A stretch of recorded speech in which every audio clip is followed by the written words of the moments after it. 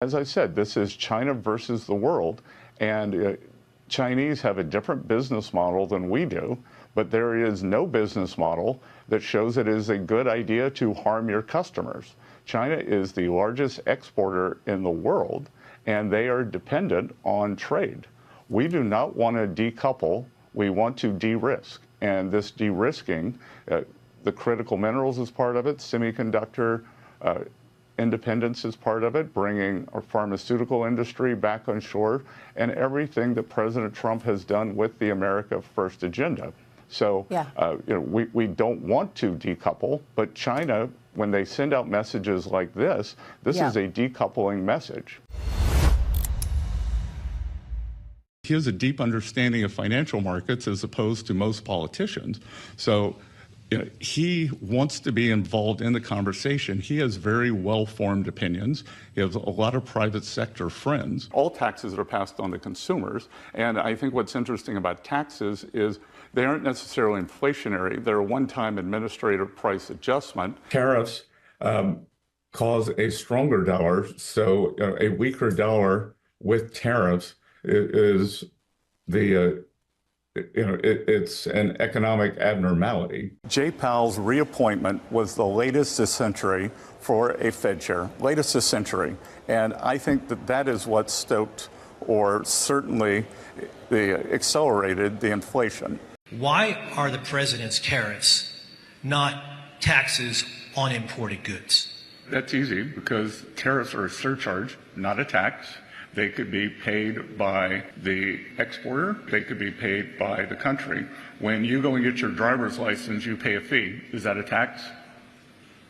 Is it a tax?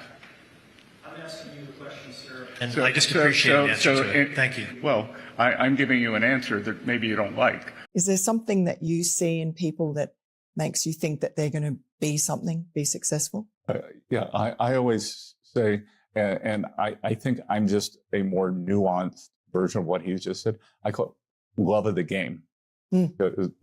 Michael Jordan would have a great basketball game, and most basketball players have in their contract that they can't play for fun. He had a love of the game clause, so he would actually go out and shoot baskets afterwards. Really? Or he would play on weekends. So in my investment business, I would always try to tell, do you dream about the currency markets? Do you dream about the stock market? Are you always trying to find a new angle to make money? So it's like love of the game. There's several different aspects to the strategy. We saw what happened with Colombia. The president threatened tariffs, and the president of Colombia not only allowed illegal immigrants back into his country, he offered to send his own plane. He threatened tariffs on, or signed an order for tariffs on Mexico and Canada over the weekend. And then on Monday, President of Mexico offered 10,000 troops at the southern border. And we've heard from a lot of different companies around the country. Nike says that tariffs will cost the company around $1 billion this year.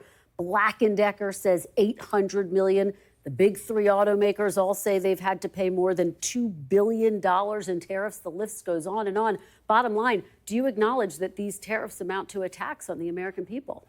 Well, first of all, let's back up, because what we've seen, for instance, the Japanese automakers have said they're eating the tariffs. So but these companies say they're eating the tariffs. These American companies. They're eating the tariffs.